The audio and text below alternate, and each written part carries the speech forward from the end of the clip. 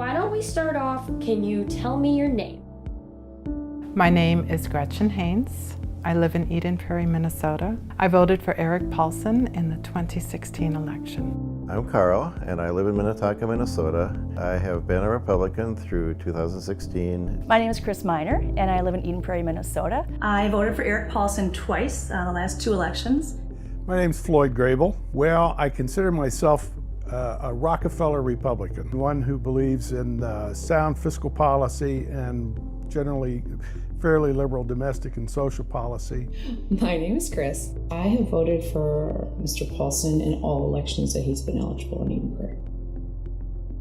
Well, I voted for Erik Paulsen because he seemed like a reasonable, moderate individual, and I knew that he had been with Jim Ramstad before, and I trusted Jim Ramstad. I believed he was an independent thinker. He was a bipartisan thinker, and I'm learning that that's not the case. After the election in 2016, I began to pay closer attention.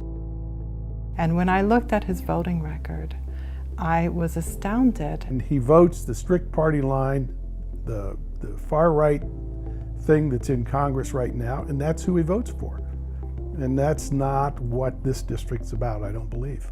I don't know, everything that I find that I thought was this kind of hometown, wholesome guy who could think on his own and be a rep for us is just not coming true. I'm very disillusioned. I think the most angry I got was the healthcare. To know what he did to healthcare for his citizens in Eden Prairie and in Minnesota, and not to stand up. For him supporting a program that pulled people off their health insurance, that literally took us backwards. Diabetes Association, American Medical Association, American Cancer Society, American Heart Association, the list goes on and on. All of these groups populated by doctors say this healthcare bill is bad. How dare he take away health care so irresponsibly without having any way to replace it. I wanted him to be the kind of person that would take the ACA that we had and make it better, to work with it. And it was after the health care vote that I decided I will never vote for this man again. I really believe in corporate tax cuts. I am a huge proponent of that, but not without a way to pay for them. He hasn't ever voted to release Donald Trump's taxes to the House Ways and Means Committee. He has a terrible rating with environmental and conservation groups. He has a terrible rating on gun issues. Erik Paulsen, he votes for all the stuff that everybody votes for. You know, he's against sex trafficking. Well, who isn't? I'm happy when he makes public statements that says that some of what's going on currently is crazy, but then do something to undo the crazy. He won't talk to us.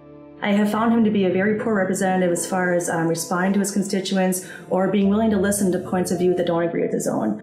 I am not going to be voting for Erik Paulsen this November. I will never vote for Erik Paulsen again. I'd say be brave enough to listen to your constituents. It's not a full Republican district. It's not a full Democrat district.